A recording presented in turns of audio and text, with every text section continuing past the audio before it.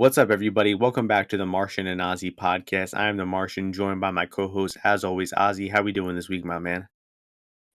Not great. Don't love this fight card. Don't love the Natan Schultz PFL card from last night, but had a good week last week. But this is Dana White's gotta get this shit together. Like, there's no way we could be a public, company and be signing Dean Barry and fucking giving Chase Sherman another goddamn contract. This is ridiculous. But I'm looking forward to the Bellator card. Honestly, both of them much more than this week's UFC card. So, I just want to get this one over with, if I'm being perfectly honest. Yeah, I mean, I'm in agreement. I hate to start it off on a negative note. I'm sure we'll warm up as the card goes on, but like the bar to get into the UFC and to stay in the UFC is so low right now. We got people who are terrible before they get into the UFC. They look terrible in the UFC, and then they continue to just keep getting fights. I mean, it just seems like they just need fighters right now, and any fighter that is willing to fight, they're going to throw them on a card, and we have to deal with some of these terrible fight night cards. I mean, this week it is particularly awful. Last week there was a good main event. Next week there's a good main event, but this week is just top to bottom terrible. So we'll do our best to make it entertaining. Try to find some good bets throughout, and there are some good betting sides too. So we'll give you some good information. But before we get into this week, quick recap of last week. Ozzy, how'd you do last week? Yeah, so pretty good week last week. Got off, good start overall. Rafa Garcia. A few sides hit. Rafa. My three most confident: Rafa, Kaio, and Bilal.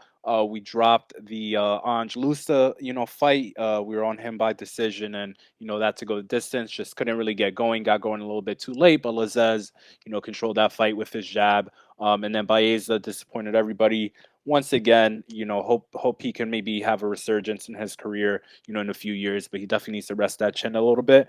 But yeah, Bilal did exactly what I expected. Like I mentioned, multi-layered approach, kept Vincente guessing, mix in that southpaw stance and body kick, which Gilbert Burns actually mentioned. And also Vincente said that it was what got him off his game, so much. And then, I was against everybody with that Rafa Garcia pick, that the Jesse Ronson side ended up getting steamed, and that ended up being pretty big on that side. So good week last week, and hopefully carry it over a little bit and ride that momentum. But that Natan Schultz decision yesterday was What killer. was your bet MMA result? Like 4 or 5 units? 5 units, 5 units up, 5.1. So very good. Yeah, very good week for you. You definitely got the better of the Garcia Ronson side. I bet on Ronson, and yeah, I mean Kyle and Bilal though extremely sharp bets.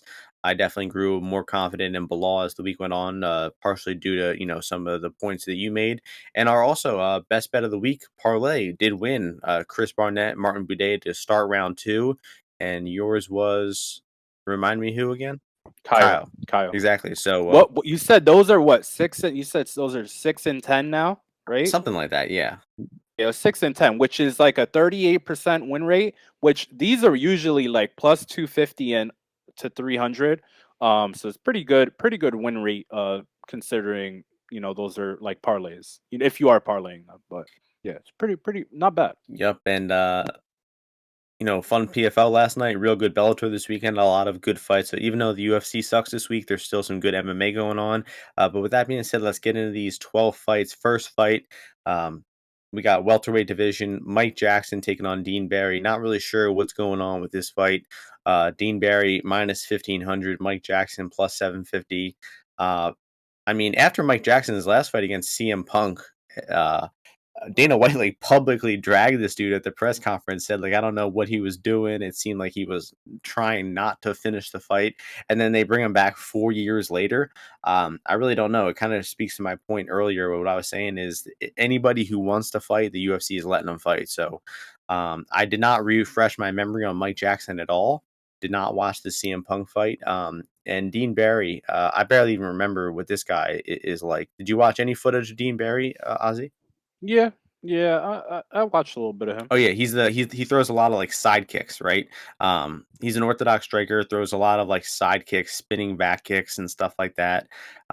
Looks like a decent offensive striker, I guess. It just seems like a matter of will Barry win by finish, by knockout, or by decision. I guess I'll go with knockout. Uh, that's my pick. Sidekick knockout for Dean Barry. You have any thoughts on how it's going to end? Yeah, man, Dean Barry, he like I don't know what the deal is with this guy, how he got into UFC. I mean, he changed training camps in Europe, wherever he trained. I don't know if it's England or where it is. Uh, but he has fought at 155 before. His striking doesn't look all that great to me. He keeps his hands down. In one of his UAE Warriors fights, his ground game looked, like really bad, turning away, as soon as he gives up side control, getting ground and pounded, and he just got up and knocked the guy out. But the guy looked like he had gassed by that point. He fought last guy he fought, a guy who was like 6-30, which is an insane record to be carrying overall. Guy gets knocked out by everyone. Has fought bare knuckle as well. You might know the guy. I mean, insane. I don't know how this guy is fighting in the Six and UFC. 30, man. Yeah, and I don't know what the deal is with these odds. This all together, the whole thing about this fight is incredibly strange to me. So, I'm gonna play Mike Jackson. I'm gonna play the over in this fight, and I mean, just Deanberry's not good. Mike Jackson has actually had some kickboxing fights as well. He trains, I think, with your boy Saif Saud. I think he fucks with Darren Williams too. He was like boxing with him or some shit like that, and I think he has a brown belt in jiu-jitsu as well. I don't know why the odds are this wide. I don't think. I mean, if I fought Deanberry, he wouldn't be minus 1,500, and I'm gonna give Mike Jackson some respect. He's bigger than me, right? He's a little taller than me, and this is a 170 fight, like I said. And Dean Barry's not a 170 pounder, so I don't know what's going on here. I mean, it almost smells like a fixed fight, if I'm being honest with you. But I don't know why a fight would be fixed in Dean Barry's favor. Maybe he's boys with Lazez's guy. I don't know. I forget his name, Daniel, whatever. Kinahan. Yeah. So I don't know what's going on with this fight. I'll Hey everybody, so there was a bit of an issue with the audio recording during this segment of the podcast, and it lasts for about 50 seconds, so I just decided to edit it out and to re-record this. So essentially, the end of Ozzy's breakdown of Barry versus Jackson said that he's going to be taking a small stab on Jackson at plus 750, and also on the over 1.5 rounds. To which I replied that it's probably not a bad idea considering it's such a low level fight that you really can't be that wrong taking a stab on the 7-1 dog. Same with the over 1.5. It's just such a low level fight that it probably does have a good chance to go over. So sorry that you missed that, and I think I made up for most of what you missed, and it's probably one of the worst fights on the card, so you guys didn't miss much, but my apologies anyway. We'll see. I don't know. It's a weird fight. Mike Jackson has 437 followers on Instagram, so not a good sign. Yeah, it might be the wrong Mike No, Jackson. I'm pretty sure this is him. Oh, it is? Yeah. Very weird. Very strange. This is Next very weird. fight, we got light heavyweight division former heavyweight Felipe-Lins dropping down at 205. The legend Martian Prachnio. We got the odds for this one are Prachnio minus 126, Lins plus 106. So any faith in the old dog Felipe-Lins here, Ozzy? Yeah, I have a little bit of it. Prachnio, like that last fight, he did find the body of what's his name, of Ike. But I mean, Ike just can't really take many strikes to him at this point. And in that Khalil fight, like it was very close to him just breaking and wilting at any point. But I did bet him in that fight. And that was a good fight for him at, him being like 3 or 4 to 1 or whatever it was. But Lens, I mean, his hands are much more accurate and active, I feel. Prachnio's gonna, be looking to land that kick and body kick and stuff. But I mean, the main issue here is Lin's chin and him being at 205 and stuff. But I feel like he should be able to land on Prachnio and avoid some of these. Like Prachnio's hands are just not good. He's not very good with his defense either. He's a bit open, and they're favoring him to finish the fight a lot more, which I don't really think this guy's a killer. I mean, you saw in that Khalil fight, like I don't think this guy's that likely to finish. Lins in reality, like, is he gonna land another one, like a devastating body kick to Lins to put him down? I don't really think so. They've got Prachnio KO plus 175. They have 3-1 on Lins. I don't really agree with that. Like, Prachnio has shown us just as soft of a chin as Prachnio has, in my opinion, and or yeah, or as Lins, in my opinion. And yeah, I just think that Lins, I mean, he's pretty steady. He'll keep coming forward as long as he doesn't get knocked out. So if there's any chin regression, I think he should be able to land on Prachnio. But I mean, I don't think there's that much margin or value in the overall line. Like, some of it got taken out already from the Lins side. So maybe a live bet opportunity though overall. Yeah, I mean, I guess I'm kind of heavily speculating on this fight. I didn't watch a whole lot of tape, just refresh my memory, some quick lens fights. But yeah, I feel like it could be hard for Lins to land some punches just because Prachnio fights long. Like he's got like a distance striking type of style where he likes to stay on the outside. And, Lins not really known for a very high output. He doesn't really get into the pocket too well. And, I feel like his past two fights he's just been real lackadaisical in there against Arlovsky and against Bosser. Nasty knockout versus Bosser. And that was a little less than 2 years ago. So he hasn't won a fight in like 4 years now. He's dropping down in weight. He's 36 years old. His pro career has lasted 17 years. Made his debut back in '05. So I feel like there's too many question marks around Lins to be trusting him here, and I'm just going to pick Prachnio based on him being the more active fighter, winning fights more recently, and he also I think throws the more strikes, so I think that will favor him. The only line I like for this fight is the possibly the goes the distance plus 165. I think that Prachnio knockout line is pretty whack and under 2-1, and maybe Prachnio by decision at 4-1. I think there could be some value there, and that's going to do it for that fight. I do think you need to observe the weigh-ins of Lins because he used to be at 235 when he weighed in at heavyweight. But also, just one other thing to add, he did get killed by Tanner in that fight in the round one. But realistically, that Arlovsky fight was very close. So, you know, I think that there is a little bit of value on Lins. I feel like Prachnio sucks, dude. He should I don't think he should be favored versus many guys, and Lins has shown that he's I think a bit better than him. But yeah, Yeah, I let's think the move line on. is like dead set accurate where it's at. So props or pass if you like anything there. Next fight, very short notice fight here. Preston Parsons was supposed to take on Louis Cassi. He's now taking on Evan Elder. Elder is a lightweight moving up to welterweight here on short notice, but he was supposed to fight in about 2 weeks. So it's not very short notice for him. We did get a line on this one. Preston Parsons minus 118, Evan Elder minus 102. So rewatching Parsons, I mean, I don't think the guy's really good at anything. All his wins come by submission. He's definitely a grappler, and if he can't get those takedowns, he tends to run out of ideas pretty quickly. But he is much bigger than Elder. He looks like a pretty, muscular dude. Got some, pretty big biceps on him. That's what I was watching the fight versus like Daniel Rodriguez. Is Daniel Rodriguez has these kind of like noodly long arms, and Parsons has these big juicy biceps, but he got his face boxed off in that fight.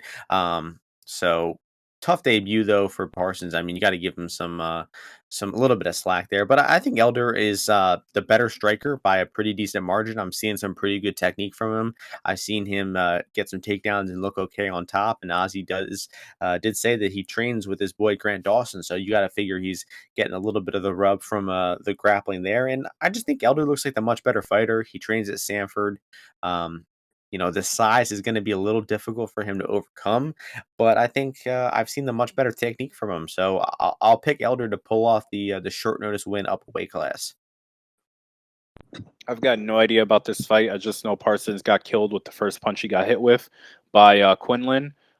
Even though Quinlan was on roids, so I think that's why they're like, all right, fuck it, let's give this guy a UFC fight. Who? Quinlan? Who? But right, Oh, didn't Parsons I got think you killed? have. I Was that think you have the Parsons mixed up. I think there was a different Parsons on the Contender Series. you sure? Who did Preston? How did Preston Parsons get into UFC? He short notice and then he got knocked out versus Daniel Rodriguez. All right, I'm mixing up my Parsons. I don't know who the. Yeah. Oh, I must be mixing up my Parsons. All right. Either way, Preston Parsons. I don't know shit about this guy, so don't. Let's move on. I don't We- know. I obviously don't know anything he'll about get back any of to these you on fights. this one. He'll get back to you on this one. Yeah. Um, No, I don't give a fuck about that fight. You can't fault him. I mean, this fight came like together in the past like 36 hours. Who, So who the hell uh, is the other Parsons, man? Damn, he won on the there's too many. Contender Series this past year. I remember as like a big underdog. I How think. did this Parsons kid, no, I don't know how this Parsons kid got into UFC, man. Let's Elder. I'll pick Elder. Let's Just for the go. record. Elder. Um, Next fight, bantamweight division. We used to call this guy Aori, but apparently his name is Lichi Lang. So we missed the pronunciation a little bit there. I'm Um, calling him a Yori, bro.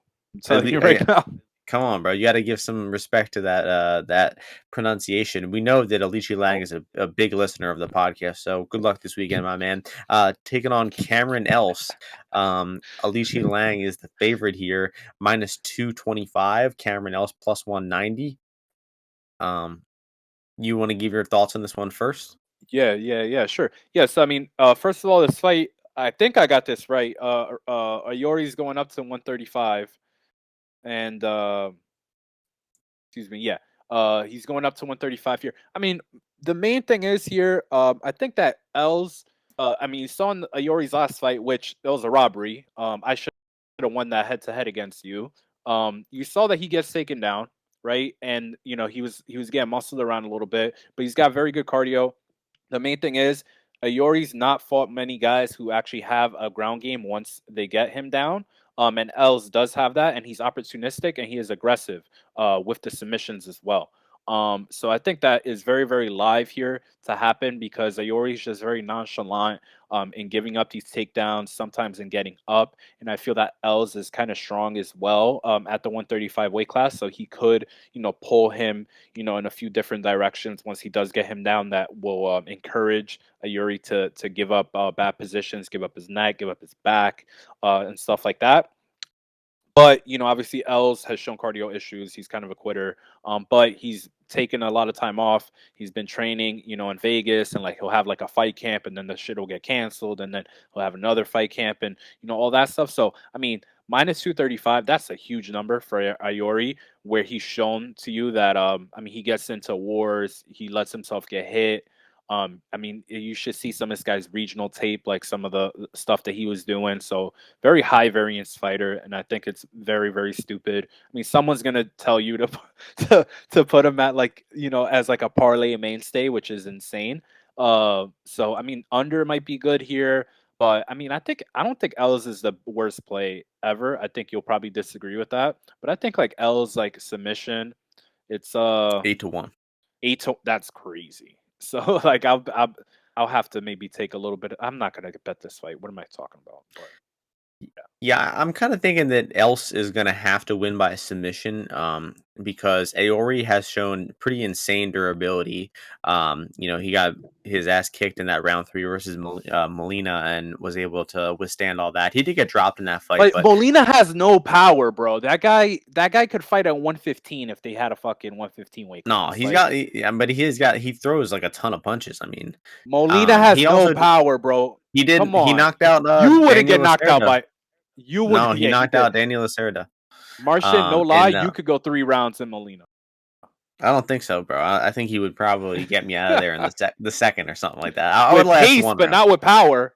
With Yeah, pace, yeah, but yeah, not yeah. power. That's true. That's true. But if you look at this guy's Else's record, I mean, his past 4 or 5 wins have all come within like 60 seconds, 90 seconds, and they're like his most recent win is against a guy who's 3-14. So the last time he's won a fight that went more than 90 seconds was over 4 years ago. And this dude is just a gasser. I mean, every time the fight gets out of round 1, he gasses out and loses. I just think his cardio is terrible. And Aori, I fucked up, man. Alichi Lang is he was durable at 125. Now he's got 10 extra pounds. He's not going to be cutting weight. I think he should be steady, durable, and he's got good cardio. I think that Aori's cardio is the much better of the two. So unless Else has made like some huge improvement over the past 2 years, which is possible, a year and a half layoff, that I think that Aori should honestly roll. I'm not exactly advising to bet him, but I do think he has the potential to cover with like the cardio and durability cliff. I don't know, dude. And Else I don't know, sub eight dude. to one I I think feel isn't a like bad way to play him. I feel like Els is actually like very like value. Like even with all the bums that Aori's fought, he's only got 5 knockouts, and these are like some bums he fought in Asia, obviously.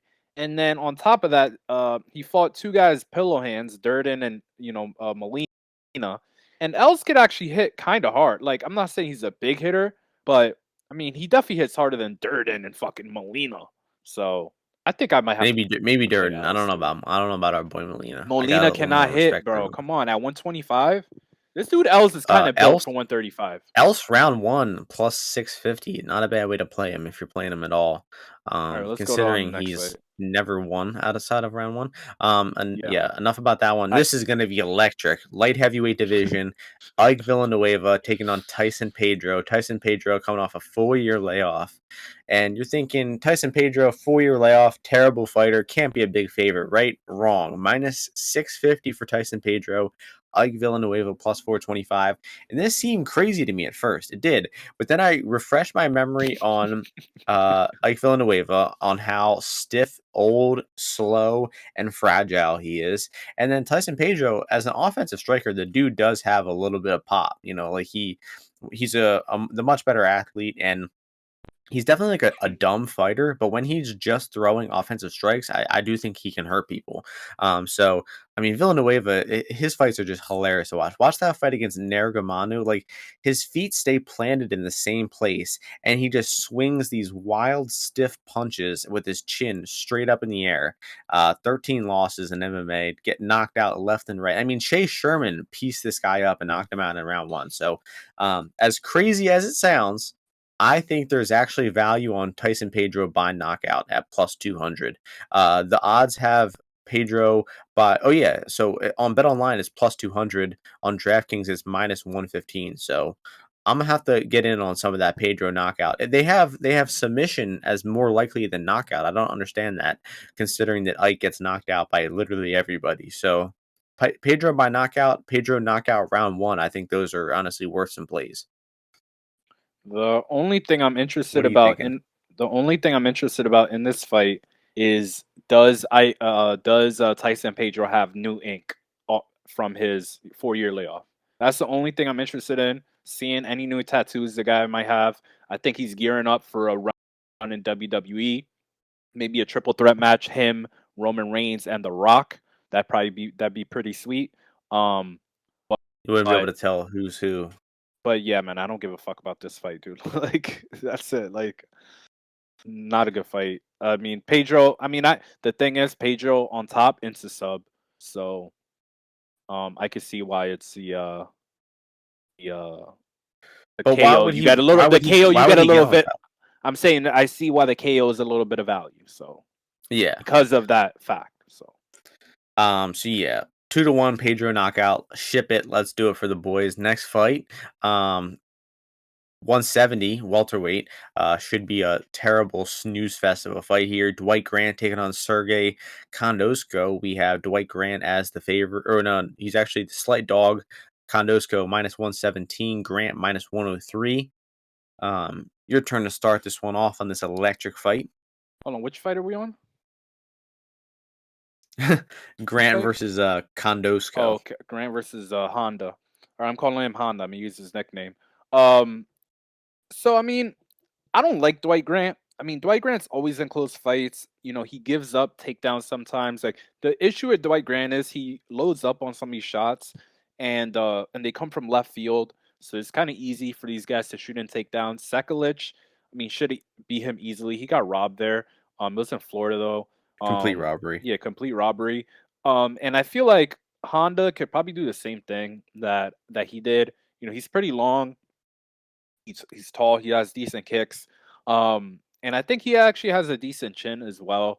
He's been training at Extreme Couture for this camp, and he's got a ton of fights under his belt as well.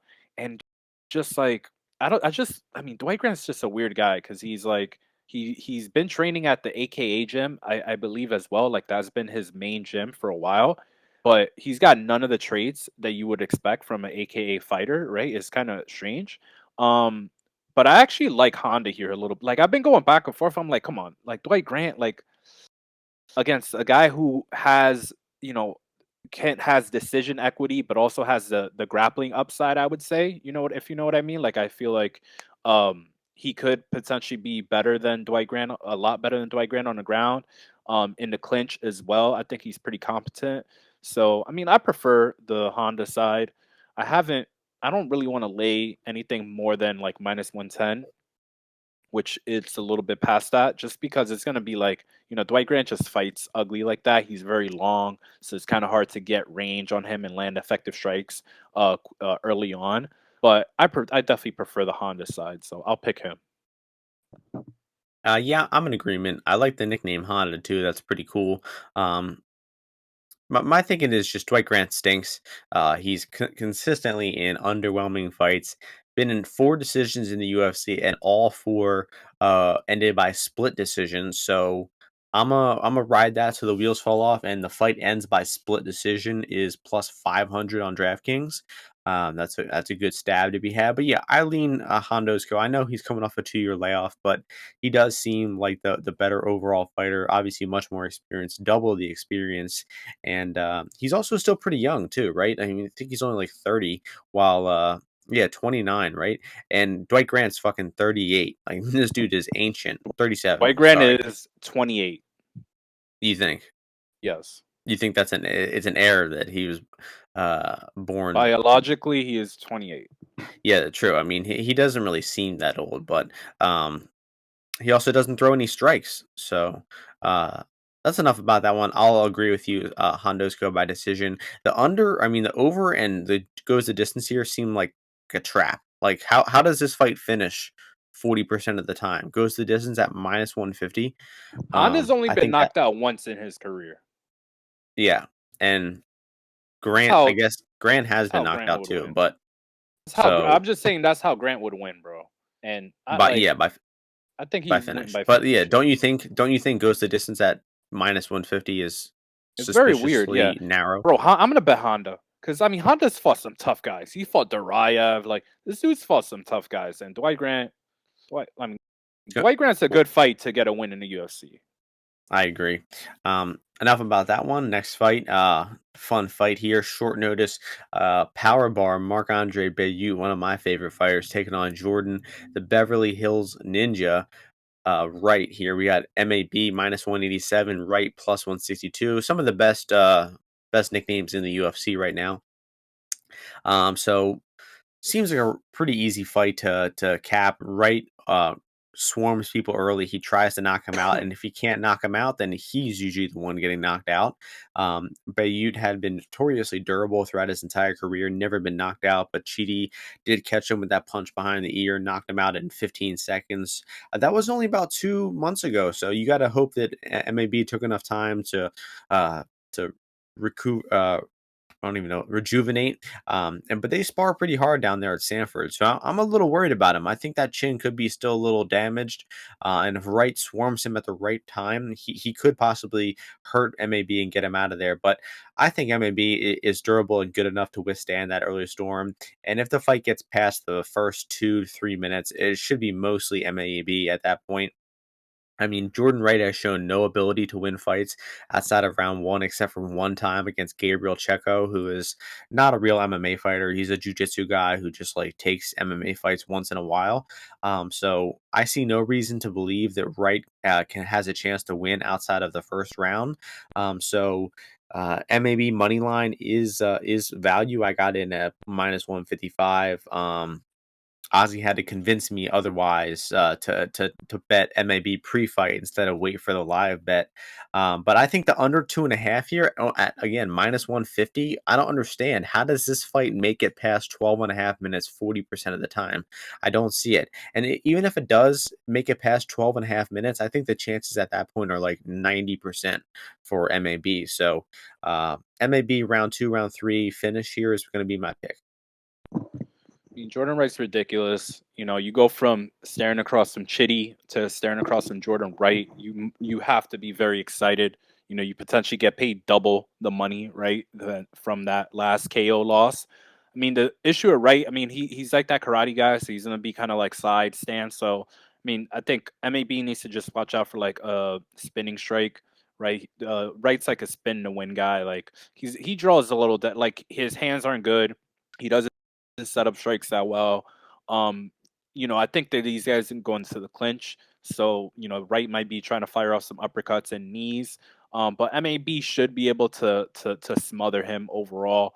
Right, MAB doesn't really he doesn't I don't know. I'm trying to like picture it too much. I don't have a lot of notes for his fights, but I don't think he jabs all that much. So I don't think he's gonna be stuck at range in terms of when he is trying to throw off offense. He's probably gonna be leg kicking right. But I do think that there's possibility of this fight like going over because like you said, MAB he got knocked out last fight, so he might be a little tentative. And I think Wright, if you don't push the pace on him, he'll be content to like just dance around outside and lose by a little bit or hopefully get a big land a big strike. So I don't like any of those like the unders. Yeah, sure. Wright could definitely get knocked out by MAB, but I'd much rather play MAB inside the distance than any under. Just because like why would I lay juice on that and then fuck up like a money line play? Like doesn't make any sense to me. Like if I'm gonna lay that juice, like I'm taking MAB money line, and if I want it inside the distance, I'm taking MAB inside the distance because if Jordan Wright's gonna beat me, fucking cool. Like, but I'm not laying juice and then having MAB win a decision where he's like taking Jordan Wright down and not doing anything, and then you look real dumb. So good luck though to all those I don't know. people playing that. And maybe, bro, and maybe he's not dangerous once he gets on. Like, you don't think he could take him down and not be dangerous? He threw well, the one time we've seen him on top, versus Abu Azaitar, he Abu threw, like, has no nonstop gro jujitsu, but Yeah, but Wright but actually he has a ground game. Wright actually knows jujitsu. Like he trains but his ground game. when he's getting punched in the face, he probably doesn't know jujitsu, though. Right, but if he That's something. but he needs to he's not gonna finish him from top guard. He's gonna need to get mount or one of those positions. And Wright definitely has better cardio than freaking Abu Azaitar. I don't know, man. I don't know. Abu Azaitar Abu I don't think Azaitar that was dying in that fight. It was a cardio loss. It wasn't freaking yeah, that is MAB true. hurting him or being great on the ground. But MAB does do that to a lot of his opponents. He does push a pretty high pace He in the pushes the 2-3, pace. I'm so just saying he just got knocked out, right? And I'd rather just play him. Yeah, Bright knockout round one is a good hedge. 650, 7-1 out there on some books. Enough about that one though. We're moving on to the main card, 6-fight main card here. Actually, no, 5-fight. Who knows what they're doing replacing Sumid RJ and Cop. Um, First fight, best fight on the card by a pretty good margin, is in the featherweight division here. We got Lando-Vanatta taking on Charles Jourdain, -110. Pick him across the board. What are your thoughts on this one? No, good, very good fight. Interesting matchup. Finally they're good. I mean, Lando, I wish he would have went down to 150, 145 a lot sooner. I think it's a good weight class for him overall. Um, he kind of eased into it with that Grundy fight. But I think that he has the grappling upside here overall. I know people like Jourdain striking. It is good, but his main offense a lot of times comes off of that from that left hand side. Like he doesn't jab all that much, right? He likes throwing that body kick. And I mean, the thing is, like I feel like Lando, like the range that Lando fights within, and like the movement that he brings, and the possibility of him taking Jourdain. I just think he's way stronger than Jourdain. I think if he wants to take him down, isn't I don't think it's gonna be difficult at all. I think his cardio actually looked good in that Grundy fight, and I think that he's just been taking his career a little bit more seriously of late. The 145 cut tells me that he was talking about training, having Ray Borg be his main training partner. For the last I think since COVID. So I definitely think he's going to take Jourdain down here. And then when they are at range, I just think that Jourdain's going to have to give him and will give him much more respect than when you're fucking fighting Marcelo Rojo and Andre Ewell, and even those guys are able to beat or are able to take rounds off of Jourdain, until Jourdain is like, all right, fuck it, let me start going, super hard and coming forward and just, throwing caution to the wind. So, I mean, Jourdain, I mean, he was losing to Culibao, and Culibao gassed, horribly, and Jourdain is way better than Josh Culibao, or excuse me, Lando is way better than Josh Culibao. So, mean, I understand why, like, you see Jourdain, no juice on him, right? And you'd like to play him, but I took a little bit of um Lando when he was at plus money. I mean, the thing is, like Jourdain, you saw in that Arosa fight, like Arosa was beating him pretty clearly until he gets clipped with a shot, and gets put down. I mean, Jourdain just never really covers these prices all that much. Even in that Yule fight, I was on Jourdain there, but that was when money came in on Yule. And even that fight, I was like, what the hell is this guy doing? And then he just turned up in the third round. He mentioned it was like the last fight of his contract. So like he wanted to get a win. So, I think this is the toughest fight he's ever had. The odds definitely indicate that. But I mean, I just feel Lando's actually a better fighter than Jourdain overall at this point in their careers. So I'll pick Jourdain to win. And I like his decision line plus 250. One thing you said that was incorrect, not the toughest fighter of his career. That belongs to Andre Touchy Feely. Even a Rosa might be better than Lando, honestly. Rosa versus Lando sounds like a fun fight. So yeah, I agree with a lot of the points you made. Lando definitely has the grappling upside here, but if you look at his fights, I mean, it's kind of a lazy way to do it. But if you look at the stats for his fights, he only really lands like 1, 2 takedowns a fight. And if you look at the 4 fights in the UFC he's won, he only landed a takedown in 2 of those. One was against Marcos Mariano, who was a terrible fighter that he instantly submitted. One was against Mike Grundy, which he didn't really do anything with. So it's not like Lando is using wrestling as like a game plan. He might, defer from his typical self and use it more heavily here, kind of like D. Casey did against Borshev. Like when the matchup suits it, you might go heavy on that wrestling. But I don't think Lando is going to be looking to wrestle too hard here.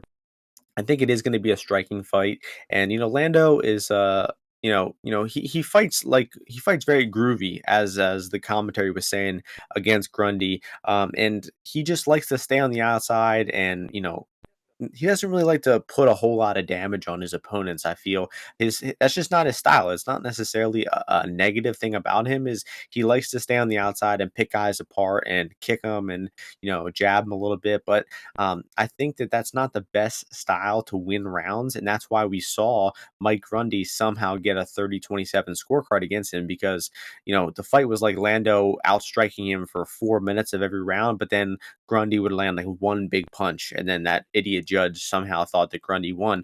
But I think that kind of is like an indictment on Lando's style. Is he just doesn't put a big stamp on rounds. While Jourdain has, I'd say, like the power, the knockdown upside. He has landed like 5 or 6 knockdowns in his short 8 fight UFC career. So I think the dude does hit harder than Lando does. But I could also see Lando getting off to an early start here. That weird style of striking he has could be hard for Jourdain, but I think down the stretch, Jourdain is gonna, be the better fighter here, winning round 3. I think it's gonna be a 29-28 for either guy, though, so it is an appropriate line pick'em fight. I'll be leaning towards Charles Jourdain, but I don't think I'm confident enough in either guy here to actually endorse a bet on either side. So nothing too strong conviction wise, but I guess I'll go Jourdain just to go head to head with Ozzy on this one. But should be a really good fight. Like I said, best fight on the card from a skill perspective. And the next fight is in the heavyweight division. We have Alexander Romanov taking on Chase Sherman. Romanov as the slight favorite here, minus 2,500.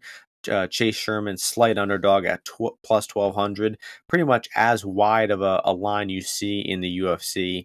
And there's a good chance it might be justified, honestly. I mean, Chase Sherman is terrible at MMA. Ozzy's been banging on this drum for the past year and a half. Is this dude is just terrible. And you saw Jake Collier demolish him on the ground, got an easy takedown, easy submission there. And I mean, that wasn't even something Jake Collier had really shown in several fights, and he just easily outgrappled Sherman when he felt like it. So I don't see Romanov having much trouble at all here. Romanov's probably going to throw him on his head a few times, and Sherman just doesn't really have much fight in him. So I don't think that he's going to be coming back from anything here. I think it's probably going to be a round 1 finish for Romanov. It's just a matter of is it going to be knockout or is it going to be submission? considering how easily he gave up that submission to Collier, I'll be leaning with submission from Romanov here. So I'll go Romanov sub round one.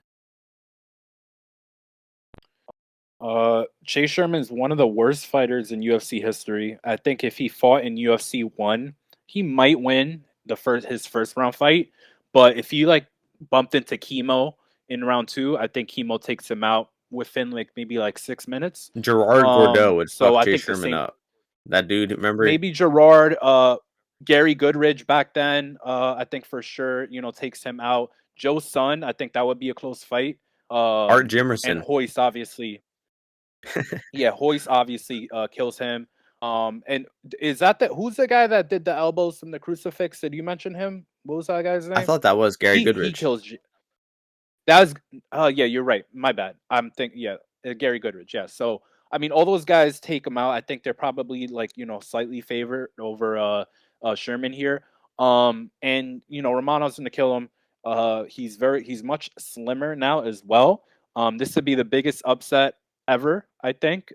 Personally, if Chase Sherman was able to do this, I think Chase Sherman KO round one. It has to be gonna have to be like 20-1, right? If the guy's 12-1. To win, him to win by KO round one, maybe 15, 16-1. I don't know. Maybe you play that if you want to fade Romanov. But the fact is that heavyweight grappling just way too strong. Jay Collier's right. He's 265, right? But he's like 40% body fat. So in reality, Chase Sherman got muscled around by like a guy who's like tiny compared to Romanov. So I think it's bad news for him. It's Dana White, McMahon, or Sean Shelby. They should be embarrassed that they have to sign a guy like this to get Romanov a fight. It's gonna be like a lion, eating a gazelle. It should not be sanctioned.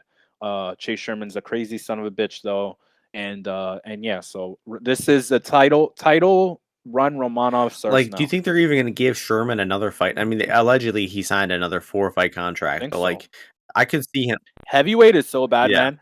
Heavyweight is so bad. You look at that top 15; it's just so terrible that I mean, the fact that Shamil is ranked top 15 and Romanov is not, is just who are they crazy. gonna Like match Sherman up? UFC need Who's to pick Sherman up the gonna fight pace. after this? That's the real question. Maybe Barnett. Chris Yeah, Barnett. Barnett. Yeah, Barnett, or if you want to build up Buday, maybe Maybe get Buday, John Vellante out of retirement to get a win. John Vellante, that'd be a good one. That'd be a good one. Um, Yeah. So yep, that's true. Gugabe, Gugabe would. I don't know. I think Sherman would probably throw some hands on Gugabe for real. Um, yeah, more than likely. Next fight, women's fight, a fight I'm looking forward to a lot. Big fan of Montana De La Rosa, MDLR, as everybody likes to call her, taking on Macy Barber, or not the future, as people like to call her. So the odds in this one: Barber minus 186, De La Rosa plus 161. And your turn to start this one off. Women's fight here. What are you thinking? Yeah, I like this fight. I like this fight. Montana, she's shown that she's very, very tough. She's fought good competition in the UFC. He's come up short a number of times, unfortunately for her. But it hasn't been for a lack of trying. Obviously she's a grappler for first and foremost. She looks to get the takedowns. And she's pretty good with with getting to the legs overall. Once she is there, she has a pretty good top game. She could transition and keep top position, like half guard, side control, or the top mount, or she could get the back as well, and she's fine with maintaining positions there as well. Macy has actually fought like a bunch of girls that train with Montana at that Colorado camp, and so I think they'll probably have some pointers for her overall. I don't think Macy's getting better though. I mean, her ground game I think is always a liability. As soon as Miranda took her down, she immediately took her back. Right, gave up her back, I should say. And I think that alpha male camp is just not good for Barber overall. Like, there are no girls for her to train there, to train with there, other than like Corey McKenna. That if you see their gym, it's just like a huge mat, right? They have a cage, but there's just like a huge mat. And if you see the sparring footage, She's just a bunch of guys going fucking nuts. Like it's people throwing spinning back kicks, like some guys running away from Song Yadong. It's just a funny overall gym, I feel. And I don't really think that anyone's getting better there, especially any female fighters. So I'm very low on them overall. I'm low on Macy Barber. She has the speed advantage here, definitely, and she has the striking advantage, right? She throws harder than Montana. But other than that, I think that if this goes to the ground, I think she's in huge, huge trouble. I don't think they train much ground over there in Alpha Male either. And yeah, so I think there's a lot of upside here on the Montana price. I don't know why you would be laying the juice on Barber. Also, you have the fight, right? You got Macy Barber, right? She's a power base, like power first, right? But the fight is favored to go the distance. And I think if it's going the distance, it's likely because Montana is taking her down and nullifying a lot of the striking and what Macy does do well. So I like Montana here already better, but the odds are still right in line with what I think is like excellent values. This should be a shorter line because I mean Barbara's never shown that she has round winning ability for the most part in terms of like consistently. So I don't understand why this line would be like this, but we'll see. I mean, women's MMA, they say women's MMA chalk. That's the way to go, but not for me here. Yeah, I mean, I'm in complete agreement. De La Rosa is going to win this fight. I think rather easily. I already bet her for a little more than a unit, but I think I'm going to round it up to 2 units here. Just because this price is staying steady, I expected it to maybe drop a little bit more, but I mean, Barber getting that gift of a decision versus Maverick has to add like 20-30 cents to this line. Like if she loses that decision to Maverick, this is probably minus 150 plus 130. But because two idiot judges gave that fight to Barber, we're getting an even better price to fade her this time. And I mean, I just feel like she's a few fighters that you can tell that are just surrounded by yes men, and Barber is clearly one of them. Where like they're not gonna realize what's actually the problem with the fighter. They're just gonna keep chugging along at the same pace. Kay Hansen's a good example. Mackenzie Dern's a good example. I hate to throw your girl under the bus, but Whoa, she does whoa, she whoa! does What? fall in that category. She falls in that What? category. Um, What? so Barber, like she won her last fight. Her coaches say, "Oh, you did everything great. Let's just keep doing what we're doing." She's not going to be really working on her weaknesses. The fact that she can't defend a takedown, the fact that she's a terrible defensive grappler. I mean, Maverick had success. Grasso had success. Roxanne Modafferi wiped the floor with her, and I think that Montana De La Rosa has all the ability to do the same. I mean, she's been in tough fights. She fought like Angela Lee, remember, was getting her face busted up in that fight, but she kept shooting takedowns. She landed, I think, several takedowns against Angela Lee in that fight, but just wasn't able to keep her down. And Angela Lee's an actually good fighter, though.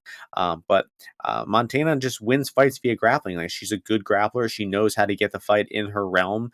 She made quick work of Ariane Lipsky in her last fight, finished that fight.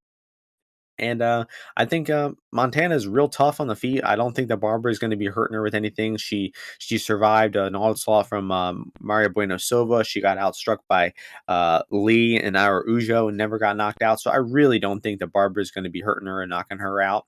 And I just think that anytime the striking isn't going De La Rosa's way, she'll just level change and get a takedown. But the crazy thing I'll say is, even in the striking, I don't think it's going to be that in favor of Barber. Like I think De La Rosa has a good chance to compete and maybe even win the striking, just because I feel like Barber has lost all confidence. And you saw those strikes that she was throwing against Maverick and Grasso from like 4 feet away. Like she's only effective when she's winging like a ton of strikes in combination, like when she hurts someone like JJ Aldrich or Jillian Robertson. But when she's actually striking at distance, like trying to be a measured striker, she sucks. So Montana De La Rosa for the bag here. I think my ROI on men's fights on Pet MMA this year is actually negative, but I'm up like 6 or 7 units on women's fights overall. So Dude, what I'm what seeing is women's fights even well. what is even Go this ahead. market? Like how does Ariana like Montana close against Lipsky almost 3-1, minus 300. And then you put her plus 160 against Macy Barber. It doesn't make any sense in any like in this market because The ground games of Lipski and Barber are probably, I mean, Barber is probably a little bit better, but it just doesn't make any sense overall. Like it doesn't, because I mean, it doesn't make any sense. I'll tell you. Like, I mean, No. I haven't heard a lot of intimate stories about Montana versus Maverick grappling wise in the gym, but I've heard a little. It's not like, I mean, it's competitive. So, like, you get the same price of Vivi against Montana. Like, how does this? It doesn't make sense. So, give me Montana a lot, It's just big, the whole everyone, the large. market thinks that Barber is better than she is, and she's just not. Like, she's not the Barber's good. bad, dude. Yeah, She's out of the UFC soon. I think so. I think Very so soon. too. Very Um, soon. and I'm just actually grateful that the judges gave that one to Barber against Maverick because, like I said, it's just going to give her that aura of false confidence, and it's just going to make this win even better. So De La Rosa for multiple units, plus 160. Next fight, great fight. The legend, the Carpenter, still chugging along, still coming off of that incredible comeback versus Leo Santos, taking on Claudio Puelles, who was a very disappointing fighter for us. We bet Gritzmacher against him. We failed miserably there, but Puelles is somehow on a 4-fight win streak in the UFC. Pick 'em fight here, -110 on both sides, and I mean it's Guida. It always has been Guida. We have to trust Guida here. We're gonna be fading Puelles till the wheels fall off. And I mean, but there is a lot of logic behind this bet as well. Not to mention the fact that just Puelles is no good and Guida is a veteran. But Puelles wins fights with his wrestling, taking people down and staying on top of them. And he's fighting the better wrestler for the first time in his career, right? That Guida is not going to go down from those easy single legs like Jordan Levitt and Chris Gritzmacher was. Um, and then the striking, I think, will be really close. I mean, I think the stats say that Puelles got outstruck by pretty much every opponent on the feet so far that he's fought. And Guida did get hurt to the body against Leo Santos. This is the one thing I'm worried about is that Puelles does have a decent body kick, and we did see Guida get hurt to the body versus Leo Santos. But we also saw in that fight that after he gets hurt, he's still incredibly hard to put away. He ate like 50 unanswered shots and still kept going. Maybe a different referee stopped the fight, but Keith Peterson is a legend and let the fight keep going. And, unless Puelles hurts him with like a body strike early on here, I really don't see that any way that Puelles can win the fight. I mean, Guida has the experience advantage. He might honestly be the better striker. He's the better wrestler. His jiu-jitsu is probably better as well. I mean, the only thing that's not going for Guida here is obviously his age. But I think Guida still has plenty left in the tank. You saw him against Michael Johnson look good. He had a competitive fight with Bobby Green. He had that great comeback versus Leo Santos. He beat Billy Quarantillo in a grappling match. Like there's plenty of evidence to suggest that Guida's got enough left in the tank to get this fight done. So I'll be on Guida here for another 2 units. A little bit risky here, but you got to trust. You got to trust the read, and you got to fade Puelles until the wheels fall off. So, you in agreement here, Ozzy, or what? The the tape says back Guida, right? Like it said back Kroom last week, right? Agree? Let's see. Now, there's a bit of a difference between those two. Bit of a difference. Okay. Okay. But it still, I mean, one of my guys, I mean, he put it very, very well. I liked what he said. He said, um, Guida is 40, but has the cardio of a 25-year-old. And Puelles is like 25, but he has the cardio of a 40-year-old. And I love that, how he put that, because it's very true. I mean, the thing is with Puelles, I mean, look, you look at the Gritzmacher fight, and I mean, Guida is like a souped up Gritzmacher. He's like Gritzmacher on steroids. Um, and Puelles, like he gets that takedown in round one, where like I don't even know what the hell that takedown was. Like Chris Parker was just like, all right, I'll go down. Cool. And then Puelles is just dancing around him. But Puelles just looks so harmless, man. And like he's in mount and he's like not doing anything. And then the second round starts, and this guy goes for a takedown. This guy Gritzmacher gives him a little resistance, and this guy pulls guard, man. And then like Gritzmacher is like kind of like messing around with him, and I'm like, what are you doing? That fight, like he could have Gritzmacher easily He could could have have won he that could second have thrown round that fight. if he Honestly, I just don't know what.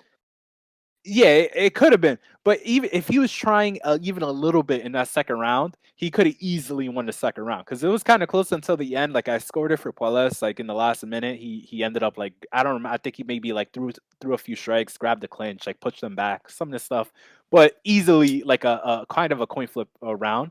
And then in the third round, I mean, the dude Puelles obviously is tired, and they haven't really done anything. Like it has not been a competitive like a contentious fight, and this guy's clearly tired. So I think a Guida round three, a 10-8 for Guida in round three is very live. Like this guy's got insane cardio, and if he doesn't get finished, like when he puts his neck in, like against Jim Miller and dumb stuff like that, I mean he paces guys like 100 like easily.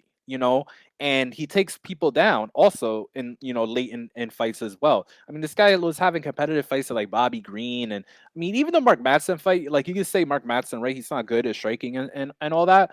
But I mean, the thing is, Guida's just so steady. Like the baseline that he's gonna give you. So I mean, I think this guy Puelles needs a big strike, right? Like what. I mean, he doesn't have a good body kick, but he needs to land a good body kick. I'll put it like that, or needs to hurt him with a punch or something. But he's just biting off way more than he could chew. I think the hips and the strength of Guida is just way higher. I think that Guida won't really accept getting put on bottom all that much. Although I would be curious if Puelles could like the back, put in a body triangle, stall out a little bit. But I just feel like I said, I think that 10-8 in round three is very live for Guida. Once Guida gets the sweat going, I think he should start being able to smash this kid. And just like Jordan Wright, I mean, if Puelles beats me and I paid, like basically even money to find that out, I'll like fine, dude, like cool. Like if he beats me again, like I'll tip my cap to him. The guy will be 5-1, I think, in the UFC, which is crazy. And yeah, so I mean, I'm going with Guida. I think that he's gonna be able to put punches on Puelles. You haven't really seen Puelles take a punch, so you don't even know his durability in terms of that. And I just think this guy could fold very easily, and that's what Guida does, man. He folds people or he gets finished. So I mean, what's the under here? Plus 170, I think. What's plus 170. I mean, I just don't really see what's his name? Puelles winning a decision over Guida. I mean, Guida plus 150 to win a decision. So they think that Puelles' path is inside the distance, but I feel like Guida could easily finish him, right? Like he finished what's his name? Uh Leo Santos. So I mean, I think Guida could easily finish this guy. So I'm gonna have that round three. I like that round three or decision line also. I think I saw that hanging around is like plus like 150. I think that's a good line as well. But Guida round three plus 1800. Sign me up. Yeah, and to Guida. defend Puelles a little bit, he did get his ass kicked versus Felipe Silva. He ate a lot of shots there and did hang around and pull off a comeback there. So I'll give him a Yeah, but he little was bit of going on bottom and yeah. and That was he was probably his going on most bottom in impressive that win fight. on probably his most impressive win despite getting, shilled the entire fight. If he gets another knee bar, I mean, he's the best fighter. Like I got a cousin, and one of my cousins is like half Peruvian. He's gonna go insane if Bullis finishes this guy with Well, a submission. All of America will be cheering for Guida here, so we gotta ride him. Absolutely, He's a man. He is 40, and he will absolutely. win the fight. I Um, Go ahead. I just can't see how you could trust Bullis, man. I don't get it. Why would you want to bet against Clay Guida too? Like, come on. Um, I don't understand. Yeah, Main event time, women's main event. The UFC has a quota for women's main events. It's 4 year. It's been four for 2020, four for 21, and this is the first, I believe, of this year. So expect a few more terrible main events. They were going to do like Vieira Tate, or no, wait, that actually did happen. that is No, happening. no, no, that already happened. The Oh fight. no, Vieira home. Right, That's exactly. happening. Oh my gosh. But actually, I don't mind this that one one. isn't too bad. Andrade, very deserving woman to be in main events. Amanda Lemos, hell no, she just robbed our girl Angie Hill. We still haven't forgot about that. Your No, girl, our your girl. girl, your It's girl. everybody's girl. America's girl.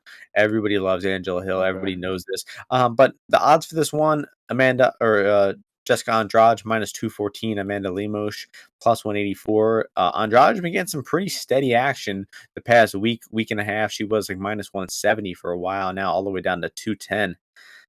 So your turn to start this one off. Women's main Yeah. event. What are your thoughts? Yeah, a lot of action on Andrade. I mean, I understand. You look at Lemos's tape, some of this, she just very, I think, very like her movement. The thing, her strategy basically is, I don't know how well thought out this stuff is. It's just what I'm seeing, right? Like if I was, giving a fighter like an assessment, she throws high, like high impact strikes, right? So like she wants to finish the fight, right? So she launches like big right hands, right? She front kicked your girl in the face immediately, which was hilarious. Um, and she kind of like moves in a way where like as soon as you throw a strike, she tries to like move back like a few inches to be able to like change the distance so you could like you miscalculate and then hit you with a counter. So that's like mainly her game. She's got her hands down very often. And my only worry here is the weight cut for Andrade, right? With all that OnlyFans money that came in. I don't know if you've seen any of the pictures, Martian, but they definitely brought in a lot of dough for her. I've seen some. And They're I think she was disgusting. eating pretty good. Yeah. Well, relax. I keep your opinion to yourself. I just asked if you've seen them. Um, no, I think she was eating good and she was feeling good at 125. So I'm a little concerned with the weight cut. And Lemos potentially bonking her with that aforementioned style. But otherwise, I feel like the pace that Jessica Andrade is gonna push, like she's never even like thought about how this can go. Because like Andrade like throws to the body. She's like way stronger than these girls that she's been fighting. Like, I mean, you're locking up with Inoue, and Inoue is like pushing you against the fence for 7 minutes, and you're locking up with Angela Hill, and she's like got a clinch on you and stuff like that. Like Andrade is gonna be beating the body. She's gonna be maybe not shooting for takedowns, but at least if they're like grappling, she's gonna be much stronger. So this is why I say the weight cut is my only concern, because if she is compromised, like a lot of those advantages start to deteriorate. And if they are pushing, if she is like in there like pushing for body shots and stuff like that, she is going to be there for Lemos to throw like hooks back and potentially hit her and finish her off. But I feel like Jessica's kind of resilient as well. Even if she was to get stunned, I feel like, I mean, Lemos, you saw that ground and pound she was trying on Angela Hill. Like, I mean, that shit ain't stopping nobody. I mean, Ruiz, like I really believe this was about to mount a comeback. Like that judge should, or that ref should not have stopped that fight. Like Ruiz was up. You saw she was in her stance. She was circling as soon as that fight got finished, right? When she got back up. She was ready to mount a comeback there. And she was not given the opportunity. So I don't hope that I hope that doesn't happen here again. But I feel like Jessica Andrade is to start getting to her later on. I give a lot the equity for Lemos to finish later on. Really really goes down. Um, but I can't lay 2-1 here. Even saying all that, even though, like I said, right, some guys will swear by you see a 2 next to a woman, right? You put a ring on it or you put some money behind it. So I'm gonna avoid this fight. I think I like that under when it was or the 3.5. I think the 3.5 is good because it covers a lot of the win condition for Lemos and it gives you obviously the later Andrade or a bit of a later Andrade finish. But for fun, I think I'll take some submission for Andrade just because I don't think that Lemos's chin is that bad, but I do feel that if Jessica does stun her early, I think that she would jump on a neck. So I'm gonna try and I'm not gonna do just like the normal sub prop. I'm gonna try to do like a round and sub prop. Like round one sub is 16-1 for Jessica, but round two is what's round two? Is 22-1. So those start getting interesting for me once you get over that 20 number. So I kind of like that just because I think we could see maybe more tepid pace early, but then Jessica just starts, wrecking her. And I think the submission very live. Interesting. I was always taught that if she ain't 180, then she ain't a lady, and Lemos does scrape that criteria right now at plus 184. So, still, I have no interest in betting her. I don't think she's any good. I think Andrade will demolish her wherever she wants, really. Didn't really do any tape for this one. Definitely not going to be rewatching any Lemos fights. I like Andrade. She's a tank. She had a lot of success at 125. Don't really understand why she's moving down to 115 here. Um, What do you mean? If Andrade wins this fight, I'll say this right now. Andrade wins this fight and looks good, she will win the title by the Oh end of shit, the I year. forgot that Andrade She and is Shevchenko already happened. I was thinking for a second, like, why wouldn't she just stay there? Andrade. Andrade beats, I think, any of the like round robin combination of Zhang, Rose. Carla. She's got a stake for the next title shot over like Zhang and what's her name and Joanna lost 2 times to Rose. They I don't think they won't will want to do the Carla fight either. So I think Andrade gets the I next can't title believe shot Carla if she and wins. Andrade have never fought. I know that's a perfect fight. That's I mean that the two OGs they should definitely do that fight. Yeah, that sounds fun. So I guess it does make sense why she dropped down. I hope that she makes the weight cut. I think she'll be fine. Dropping down in weight here, and Lemos, I think is gonna need to knock her out in the first round or two. That's really the only chance Lemos has to win. So let me look at these knockout props. Lemos by knockout in 1 or 2 is plus 650. So that's the way to play her if you want to play her at all. What? That's a crazy what? For 650? knockout in round 1 or 2. Wow, that's a good Yeah, price. so not yeah, true. It's not a bad way. Like she starts fast, she hits girls hard early on. Andrade might be feeling the weight cut. It's probably worth a poke at that price. But then it really should be Andrade mauling her in 3, 4, and 5 if it gets there. Let's hope this fight ends by finish. We don't want to see this one go to the decision, but I'm pretty confident that Andrade wins and covers her price tag. And that's gonna do it. Last week, our best bet won. Our best bet parlay won. And let's try to keep this momentum going this week. I have a pick in mind for Oh, it's mine. tough. Yeah, I know you have yours. I'll go ahead and share Um, mine right now to give you an extra mhm. 30 seconds. And it is going to be a dog play, a rather a substantial dog play. Montana De La Rosa plus 161 on Bet Online right now. I'm really confident in my girl. I think she has the clear grappling upside. She knows that the grappling is her gay game. She goes to it consistently. Barber is completely underwhelming. And I don't see any way that Montana doesn't look good at plus 161. So that'll be my pick. And Ozzy, what do you know what you're going with? Yeah.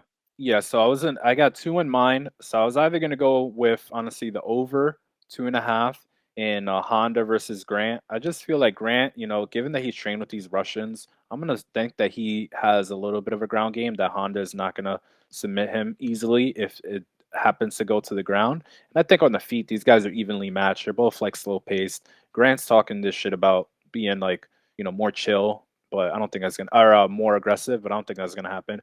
But Imma do it, dude. Clay Guida. Let's, this dude Puelles is a fraud. Like, I don't. If Puelles, I know there's some people betting Puelles. I don't know who they are. There was like one guy who said, We know "There's we know one. action We know coming in." one who's betting Puelas. Yeah, we know one, but I really don't know the other people that with actual money betting Puelles to give this line for Guida. So I'm taking. So we'll go with Guida. Fuck, man. Guida really open plus 150. Like, how does that happen? I don't I did not understand. know that. But So, that comes out to plus 398. Big odds on this one. Guida fat minus 110, MDLR plus 161. And that's a winner right there. main card parlay too. So it's good. That's It'll be true. back to back That's there. true. That's true. I'm on both of them. I'll be on both of them for multiple units individually. So really hope this shit comes. Makes Really sense. hope this shit comes through. It could be a rough week if not. And that's it though. Absolutely. Terrible card. Great Bellator going down this weekend. 2 Bellator cards. I just learned they're both going down from Hawaii. Friday and Saturday night. The Saturday card is much better. But still, good fights going down on Friday and Saturday. PFL was last night. That was fun, and some good fights going down this weekend all over MMA. So terrible UFC card, but we did our best to make it interesting and give out some good bets. And any closing thoughts here, Ozzy? No, I'm looking forward to next week. Yeah, next week is pretty significantly better. Really fun main event. Main event Vera. Main event That's lit. Vera. I can't wait for that. He's deserved it for a long time, and He's taking some action now, right now, as we speak. Just moved down a little bit. I have noticed that too. Surprised me a little bit, but really fun main event. We'll be back next week. Enjoy the fights this weekend. Enjoy the Bellator this weekend, and hope you all win some bets. We'll see you all next week. Peace out.